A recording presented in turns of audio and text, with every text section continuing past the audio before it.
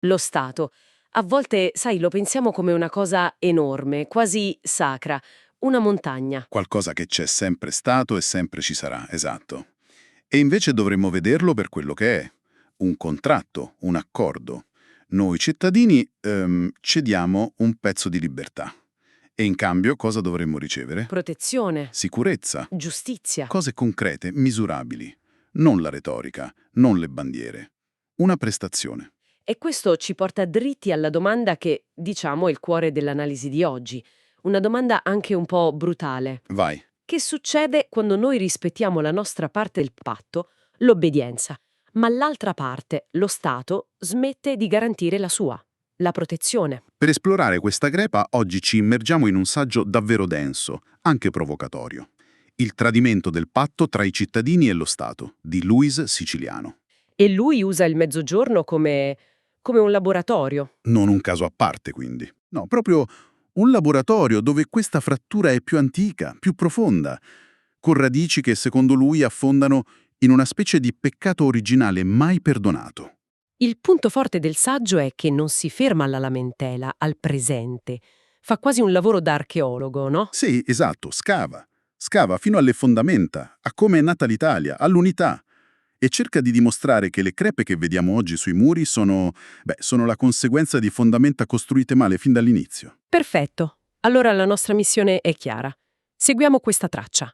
Partiamo da questo patto fragile, vediamo come il tradimento si manifesta oggi e poi, E poi arriviamo alla parte più audace, la sua proposta per un patto completamente nuovo, che suona quasi fantascientifica. pronti a scavare. La prima cosa che mi ha colpita del testo è una distinzione tra due parole.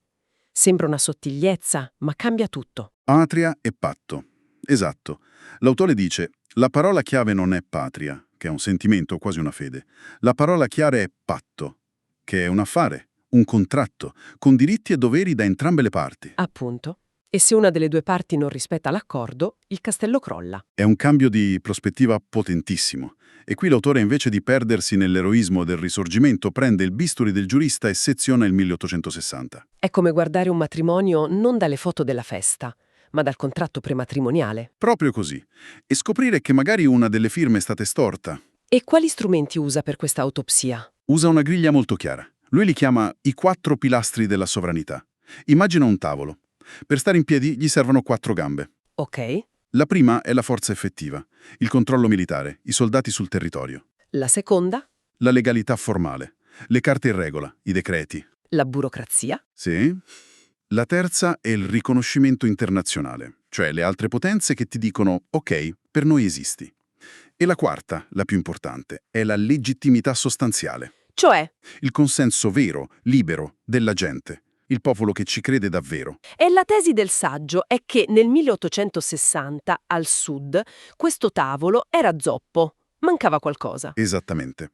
La forza c'era, il riconoscimento internazionale, bene o male, pure. Ma le altre 2 gambe, fragilissime.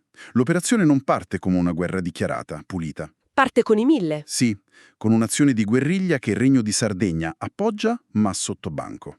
In modo ambiguo, una specie di operazione coperta, diremmo oggi. Questo è quello che lui chiama il vizio d'origine. Un patto che nasce nell'ambiguità non può che generare sfiducia. Certo. Però aspetta, a un certo punto si è votato. I plebisciti. Quelli non sono la prova del consenso. Il popolo ha detto sì. Ecco, questa è la domanda chiave. E la risposta del saggio è un no secco. Quei plebisciti non furono l'inizio del patto. Ma la fine della conquista furono la ratifica di una conquista militare già avvenuta. E l'autore li smonta pezzo per pezzo. Primo, il contesto non era libero. Si votava nelle piazze con i soldati piemontesi presenti. Votare no non era un'opzione, era un atto di eroismo. O di foglia. Proprio così. Secondo, le procedure non erano neutrali. Chi organizzava il voto era lo stesso che voleva l'annessione. E poi c'era il problema della segretezza, giusto? La segretezza del voto era una barzelletta. Spesso si usavano schede di colore diverso. Tutti vedevano cosa votavi. E infine l'opzione era una sola: sì o no a un fatto già compiuto. Non era scegliete il vostro futuro, era ratificate il presente. Una differenza abissale. Un quadro molto diverso da quello dei libri di scuola. E una volta che questo patto nasce così fragile, la situazione migliora o peggiora? Peggiora. E anche in fretta. Il saggio individua due cose che avvelenano subito il rapporto. La prima è una centralizzazione brutale. La piemontesizzazione. Esatto.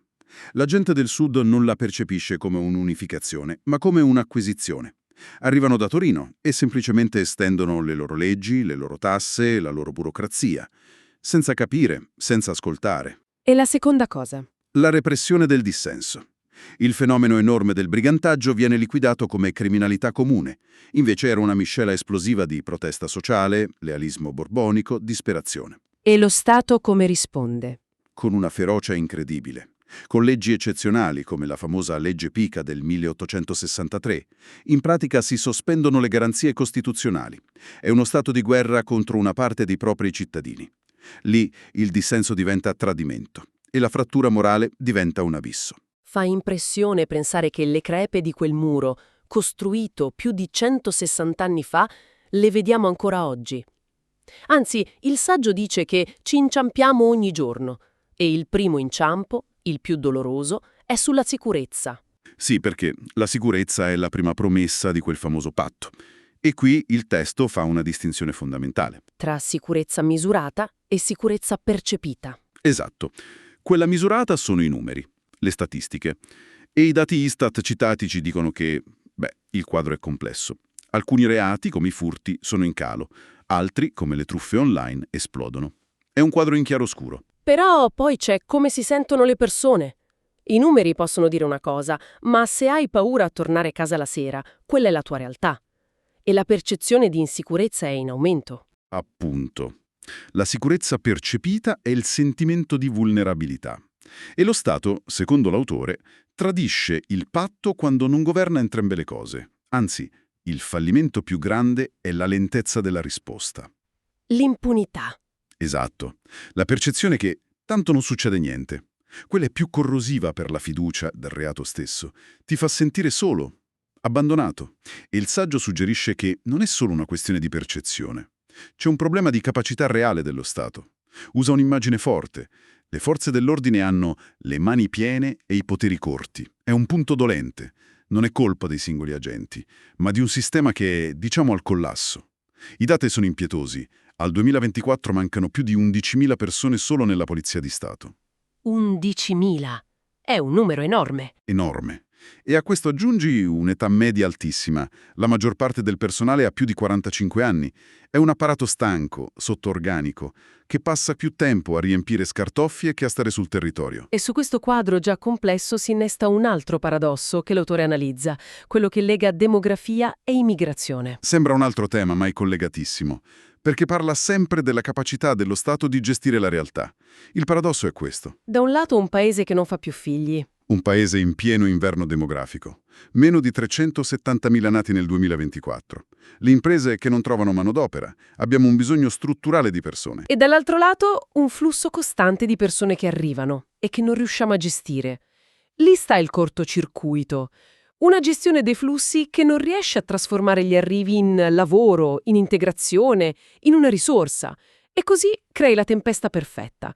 Spreco di potenziale umano da una parte e dall'altra sacche di marginalità, di invisibilità. Che poi alimentano l'insicurezza. Certo, è un sistema dove perdono tutti. Chi arriva, chi è già qui e lo Stato, che dimostra tutta la sua impotenza. A questa crisi di protezione, il saggio affianca una crisi di rappresentanza. Dice che specialmente al sud la politica ha proprio cambiato mestiere. È un'accusa pesantissima. È un'accusa radicale. Dice che si è passati dalla rappresentazione all'intermediazione. Che differenza c'è? La rappresentanza è agire nell'interesse generale di una comunità. L'intermediazione, invece, è gestire un pacchetto di favori, di clientele. Il politico non è più un portavoce, è un broker di risorse. Quindi, secondo questa visione, il politico non lavora per portare le esigenze del mio territorio a Roma. No. Ma per procurarmi il piccolo favore personale, il posto di lavoro, la licenza. Esattamente. E questo cosa crea? Un cittadino debole, un suddito, che non pretende più diritti, ma mendica favori, smette di credere nel patto collettivo e cerca solo la scorciatoia privata per sopravvivere. È un circolo vizioso. Che svuota la democrazia dall'interno. lascia solo il guscio vuoto. Ok, la diagnosi è brutale. Frattura storica, insicurezza, rappresentanza svuotata. A questo punto uno potrebbe dire, va bene, gettiamo la spugna. E invece il saggio rilancia alla grande, con una proposta che definisce costituente. Suona quasi come fantascienza, la Repubblica dell'Agro Nolano. Una specie di microstato indipendente vicino a Napoli. Sembra una provocazione. L'idea è volutamente provocatoria, ma l'autore è molto pragmatico. Chiama subito in causa i limiti giuridici. Cioè, una secessione vera e propria è impossibile. Impossibile.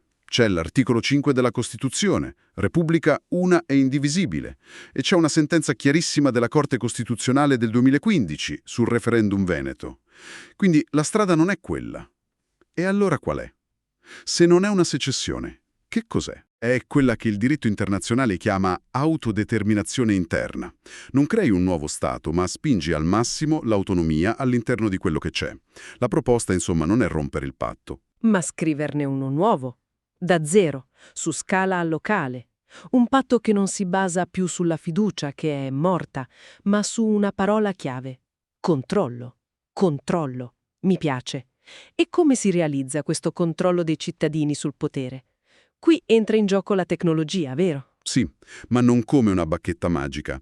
L'autore parla di tecnologia della libertà. L'idea più forte è usare la blockchain. Che suona complicatissimo. Ma l'idea di fondo è disarmante. Immagina che il bilancio del tuo comune non sia un documento oscuro chiuso in un cassetto. Immagina che sia un quaderno di conti digitale, aperto a tutti, nella piazza del paese. Online. Certo, ogni singolo euro speso viene scritto su questo quaderno e la pagina non si può né strappare né cancellare. Tutti possono leggere, nessuno può barare. È la trasparenza che diventa architettura, non solo una promessa.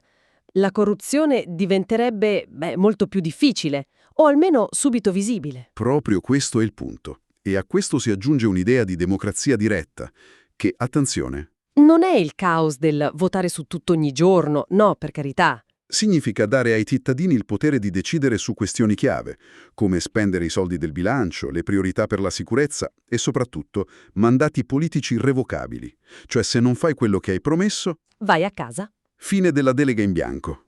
Ok, in teoria è affascinante, ma in pratica, se io fossi una cittadina di questa ipotetica repubblica, cosa cambierebbe nella mia vita di tutti i giorni? Cambierebbe che la pubblica amministrazione smetterebbe di essere un muro di gomma. Diventerebbe un fornitore di servizi con cui hai un contratto. La sicurezza, per esempio. Niente più promesse vaghe. Niente. Un corpo di polizia territoriale, con obiettivi pubblici, misurabili. Tempi di risposta garantiti entro X minuti. Un tasso di risoluzione dei casi che deve raggiungere una certa soglia. Dati. Verificabili da tutti. E per le tasse? Un modello fiscale semplice, chiaro, dove vedi esattamente come i tuoi soldi vengono spesi. La spesa pubblica diventa un vero contratto di investimento. Cittadini, investiamo X in questo e ci aspettiamo un ritorno Y in termini di qualità della vita. Tutto nero su bianco. Si rovescia la logica. Completamente. Non si chiede più al cittadino di avere fiducia nello Stato. Si danno al cittadino gli strumenti per verificare costantemente lo Stato. Però, e qui sento che arriva il punto cruciale. Il saggio non si illude che basti la tecnologia, vero? C'è un fattore umano. È il punto morale che chiude il cerchio. Nessuna architettura, per quanto perfetta, funziona senza un cambiamento nel cittadino. La tecnologia rende la corruzione difficile, ma non può costringere una persona a essere onesta. La vera sovranità inizia da noi. Dice l'autore, inizia con la responsabilità individuale, la decisione di rifiutare il favore e pretendere la regola, di smettere di lamentarsi e iniziare a controllare. È il passaggio da suddito a cittadino sovrano. Quindi, riassumendo questo viaggio, siamo partite da una ferita storica, la nascita un po' ambigua del patto tra Stato e cittadini al sud, Una ferita che secondo il saggio non si è mai veramente chiusa. e che continua a infettare il nostro presente. La vediamo nell'insicurezza che percepiamo, in una politica che non ci rappresenta più. È una cura radicale. Non l'ennesima promessa, ma una nuova architettura del potere. Basata su una trasparenza totale e una responsabilità che sia verificabile. E il messaggio finale dell'autore, se lo guardiamo in un quadro più ampio, è potentissimo. Il tradimento del patto non si cura con la rassegnazione, neanche con l'odio. Si cura solo con il coraggio della rifondazione. Che non può essere calata dall'alto. No, deve iniziare dal basso, da quello che lui chiama il patto con se stesso, di ogni singolo cittadino che decide di smettere di delegare e sceglie di essere sovrano davvero, con tutti i doveri, non solo i diritti, che questo comporta. E questo ci lascia con un'ultima domanda, un pensiero per continuare a riflettere. E se la vera sovranità, oggi, non fosse più definita dai confini geografici di uno Stato, ma dalla capacità di una comunità, grande o piccola che sia, di rendere il proprio potere completamente trasparente, completamente responsabile, eliminando ogni zona d'ombra, ogni spazio per l'impunità. Forse la vera rivoluzione non è combattere un centro di potere lontano, ma eliminare l'assenza di controllo vicino a noi.